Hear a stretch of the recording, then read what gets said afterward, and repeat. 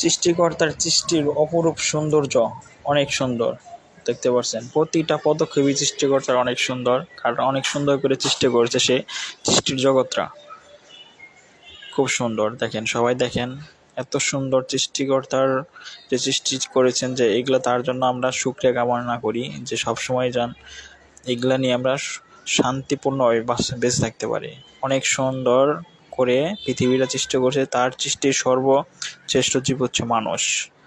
তারপরেও সৃষ্টির জগতে অনেক কিছু অনেক সৌন্দর্য করে সৃষ্টি করেছে, তার চেয়ে সর্বশ্রেষ্ঠ হচ্ছে মানুষ। প্রকৃতির মতো সৌন্দর্য আর কিছুই নাই। এত সুন্দর প্রকৃতি, হাওয়া বাতাস গাছপালা ইত্যাদি খুব সুন্দর। সর্বদাই এগুলো আমরা উপভোগ করে থাকি। এগুলো না থাকলে পৃথিবীতে কোনো জীবজন্তু বাঁচতে পারত না, যদি প্রকৃতির সৌন্দর্য না থাকতো কখনোই।